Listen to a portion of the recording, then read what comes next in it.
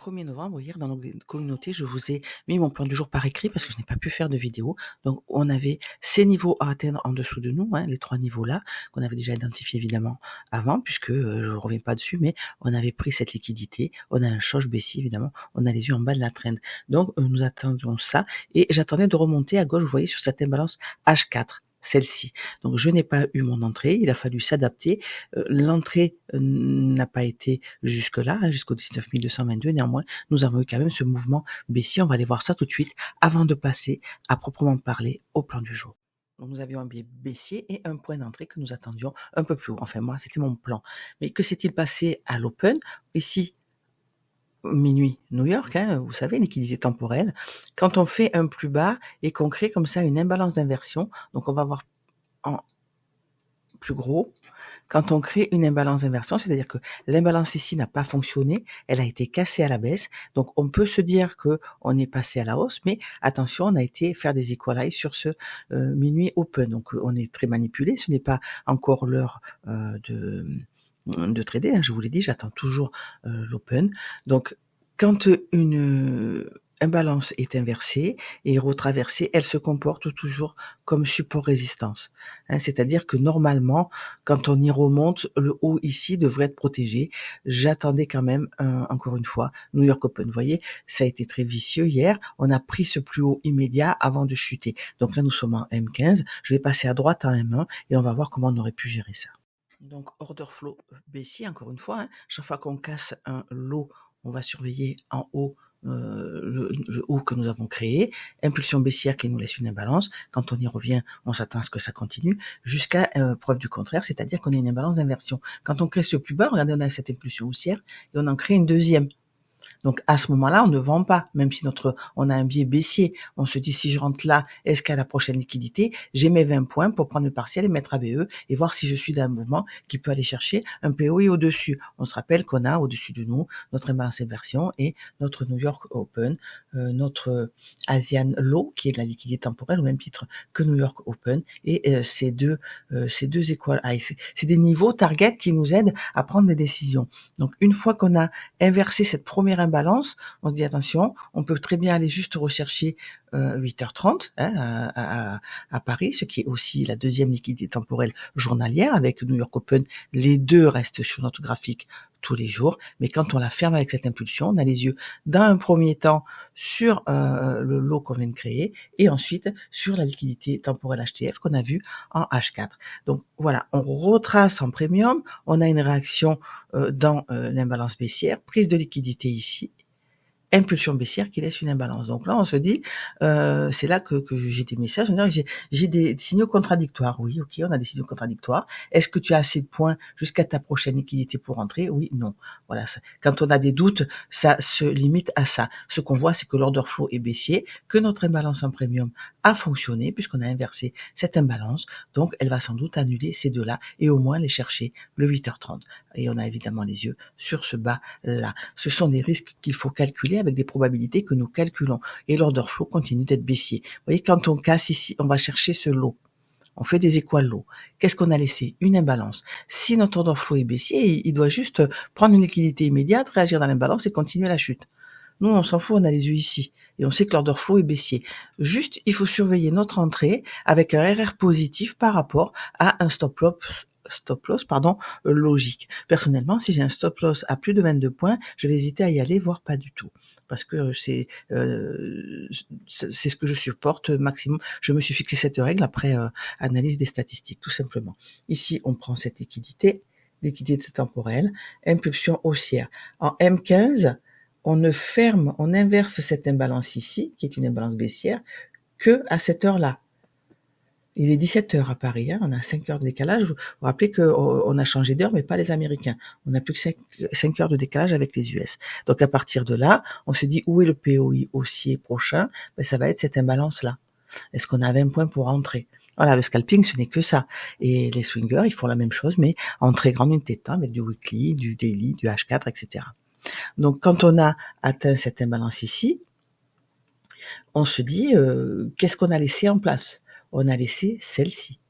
Donc on peut très bien re-rentrer dans cette imbalance en petite unité de temps et viser dans un premier temps ce haut-là Pourquoi? Parce que c'est un setup. Puisqu'on a cette impulsion haussière qui laisse une imbalance, c'est qu'on va aller chercher quelque chose au-dessus. Et vous voyez, on a eu juste ce haut ici, on n'a pas réussi cette nuit à aller chercher les niveaux d'hier, et boum, l'Asian a été baissière. Pour en revenir à notre imbalance d'inversion qu'on a vu le matin et à la kill zone de New York, vous voyez à quelle heure on a été la chercher pendant la kill zone de New York. Au moment de 9 à 9h ici, nous sommes donc là. Il est 8h59 à New York. Donc c'est bientôt l'open. On se dit quelle est la liquidité disponible à ce moment-là au-dessus et en dessous de nous. Au-dessus de nous, c'est ce haut et en dessous de nous, c'est ce low, tout simplement. Ce qu'on voudrait, nous, c'est qu'on prenne les deux pour être sûr d'avoir le bon setup. Mais on s'attend encore une fois à aller chercher New York Open. On a aussi ici évidemment la London High qui est une liquidité temporelle. Et vous voyez comme elle se substitue ici au Midnight Open. C'est fou, hein, mais toutes les liquidités temporelles ont leur valeur.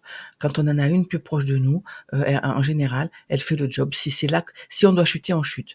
Sinon, on va casser à la hausse, s'appuyer dessus et remonter. Donc, l'Asian London High fait le job. On prend aussi la liquidité immédiate ici, impulsion baissière, qui nous laisse quoi? Une imbalance. Alors, cette imbalance, elle est intéressante. Pourquoi? Parce que jusque-là, on avait des plus hauts. Donc oui, on a laissé une imbalance, on a été chercher l'order block. Qu'est-ce qu'on attend d'un order block haussier qui nous emmène dans une imbalance baissière et que celle-ci, soit fonctionne pour initier et valider un reversal, soit fermée, donc elle ne marche pas. On est toujours dans un order flow haussier. On crée cette imbalance. On prend ce plus haut, on crée ce plus bas. Quand on crée cette imbalance et qu'on la ferme ici, pareil. On se dit voilà, qu'est-ce qu'on a comme order block? On a cette bougie-là.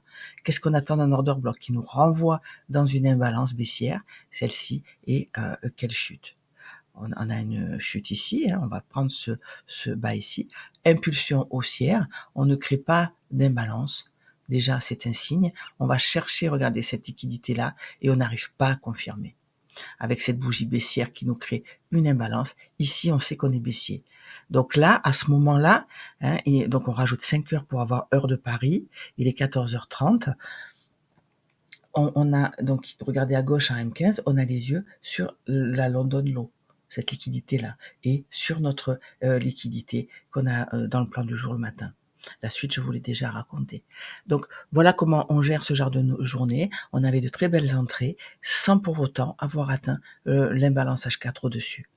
Parce qu'on sait la valeur de la liquidité temporelle, on sait les heures où on peut regarder pour valider un reversal et qu'il ait plus de puissance. Si on rentre pendant les kill zones, on a nos setups. Ici, ce reversal pendant New York, il est bien plus puissant qu'un reversal hors kill zone. Revenons au plan du jour à proprement parler. Nous sommes le vendredi 1er novembre avec ces grosses annonces aussi. Vous voyez que de 13h30 à 15h, on en a plusieurs et elles sont toutes d'importance élevée. Donc ça va être des horaires où je vais essayer de ne pas trader. Je vais attendre après 15h heure de Paris pour voir si je trouve un setup. Jusque là ce matin, pas de souci. Je vais faire mon plan pour ce matin et si je peux rentrer, je ne vais pas me gêner pour le faire. La bougie weekly à gauche n'aura pas cette tête-là ce soir. Pour l'instant, on a cette grande bougie baissière. On a créé le plus bas d'hier que l'on n'a pas encore pris. On est arrivé sur ces niveaux que nous avions identifiés hier. Je ne reviens pas dessus. Et le niveau suivant, vous le voyez, c'est ce lot ici à 18 910. Pourquoi je n'aime pas voir tout ça, tous ces charts sur mes graphes, mais que je préfère les noter sur un papier? C'est parce que comme hier, vous le savez, j'attendais par exemple ce niveau ici à droite en H4. Je ne l'ai pas eu, mais sur mon papier, j'avais ma liquidité temporelle qui était notée. Je savais que c'était un niveau possible de reversal. Si sur mes niveaux, si je les note sur mon papier, c'est que c'est important. C'est de la liquidité temporelle ou des niveaux clés. Et quand j'ai sur une prise de liquidité temporelle au moment de ma kill zone, je vois sur mes graphes si je suis sur un niveau clé éventuel. Et là, je peux facilement remanier mon plan pour le mettre à jour avec les datas de l'instant. H4 M15 à droite avec nos kill zones. Vous voyez qu'on est toujours à l'intérieur de l'Asian de cette nuit. On n'a pris ni le haut ni le bas. Et nous sommes pour l'instant remontés chercher New York Open. À droite, on peut s'apercevoir que cette impulsion baissière en H4 n'a pas laissé d'imbalance. On a été chercher cette liquidité pour faire des équal low. Et qu'est-ce qui se passe quand on fait des équal low en H4? On peut très bien remonter sur l'équilibrium de notre range. Voilà l'équilibrium de notre range, c'est-à-dire la dernière fois qu'on a pris un plus bas, c'était là. Donc impulsion haussière et on a eu une inversion ici. Nous sommes dans ce modèle de teneur de marché là. On n'a pas atteint le lot, on a atteint le dernier POI visible, cette imbalance là, avant la liquidité en dessous. Donc on fait des équales. Au-dessus de nous, on a cette imbalance ici qui correspond au plus haut d'hier, qu'on peut très bien aller chercher facilement sans souci. Et on voit qu'en premium, on a la fameuse imbalance que nous n'avons pas réussi à atteindre hier. Donc dans cette optique-là, on passe en petite unité de temps. M15, le fractal du H4, on a créé un lot unique qu'on n'a pas repris. Donc je me dis, avec cette impulsion haussière, on est en train de créer une latéralisation. Que fait le prix? Il crée ce plus haut. On va chercher cet order block ici. On a une imbalance qui ne fonctionne pas, donc on a les yeux sur ce haut. Et par contre, quand on prend ce haut, on a une impulsion baissière qui nous laisse une imbalance. Quand on casse ce haut, on crée ce bas, vous voyez qu'on clôture en dessous. On est clairement dans une fourchette avec le lot ici et le haut ici. Donc ce que je voudrais moi, c'est que je vais surveiller évidemment cette bougie-là, parce que quand ça c'est une bougie d'inversion, pourquoi une bougie baissière entièrement englobée par la bougie haussière, mais elle n'a pas laissé d'imbalance. On est toujours dans de la manipulation, donc je ne serais pas étonné qu'on aille comme prévu chercher cette liquidité en bas pour la prendre correctement et voir si là nous avons une autre impulsion baissière ou si on s'appuie sur le bas du jour. Vous voyez, on peut casser le bas du jour par une mèche, remonter, s'appuyer dessus pour aller chercher les niveaux au-dessus, le premier étant le plus, évidemment l'Asian High, notre liquidité temporelle sous la forme des plus hauts des sessions d'hier et puis le plus haut d'hier avec notre imbalance, la fameuse imbalance H4. Nous avons notre prix donc de 8h30 ici. Nous sommes toujours dans une bougie interne. On n'a pris ni le haut ni le bas de l'Asian low, pardon. Mais ce qu'on peut remarquer, c'est qu'on a mordu ce lot ici, impulsion baissière, avec une imbalance d'inversion en M15. Qu'est-ce qu'on constate? Qu'on n'a pas d'autre imbalance ici. On n'avait que celle-là et elle a été fermée. Et regardez ce qui se passe en général quand on ferme une imbalance. Donc c'est ce que je vais surveiller en M15 à gauche ici aussi. Si on arrive à atteindre le plus bas d'hier, je vais regarder le point médian et si on clôture en bas de cette imbalance. Quand on ferme une imbalance, en général, on la retrace et c'est là que ça va très très vite vers le niveau suivant. Surtout quand on arrive en fin de course. Pourquoi en fin de course? Vous vous rappelez qu'on est dans ce modèle de teneur de marché H4 avec notre target ultime des trades ici.